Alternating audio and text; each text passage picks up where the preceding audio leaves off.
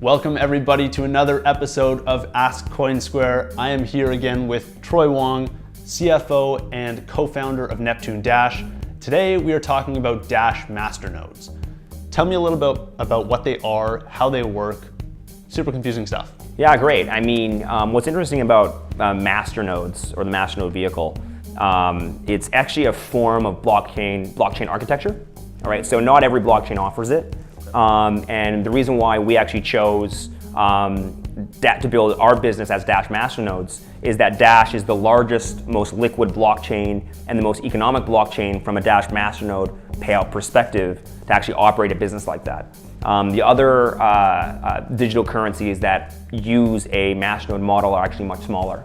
So that's a little bit of why we chose DASH as our first foray into the digital currency space. But stepping a little bit back and talking about masternodes, which was your original question.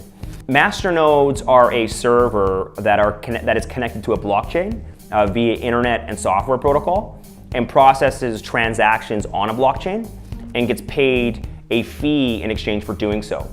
Right? So it's very, very similar to a server business where transactions are basically processed on that server, and we take a small fee provided that masternodes are able to meet certain criteria, such as being connected to the internet and such as having certain hardware processing requirements. What's most interesting about the DASH Masternode model is that there's basically two components.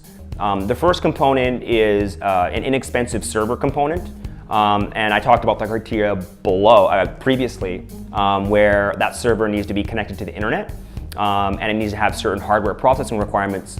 But what's really interesting is this idea of what's called staking, where for a DASH Masternode, you need a minimum of 1,000 DASH digital currency tokens. We actually pledge those tokens and collateralize them on the blockchain, and actually link via software protocol those 1,000 DASH tokens to the server that I mentioned previously.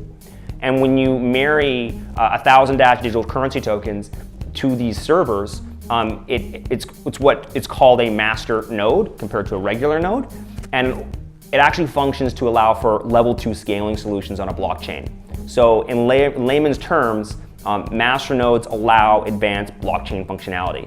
In the case of the DASH network, a DASH masternode allows for instant payments, it allows for private payments, and allows for a very effective governance structure where masternodes are actually allowed to vote on treasury proposals from the DASH block reward. So masternodes represent sort of like a breakthrough potentially in blockchain scaling architecture, as well as a governance model that all other blockchains could use to assist in either disbursement of spending of the block reward, voting in or out certain members of the DASH or a DAO foundation, as well as any other sort of like governance mechanism that requires decision making.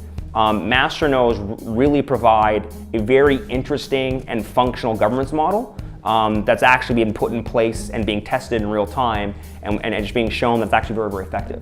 All right, thank you so much for the explanation on DASH Masternodes. That is it for today's episode of Ask Coinsquare. Give us a comment down below. Let us know what your digital currency questions are. You could be featured on the next episode. We'll see you next time.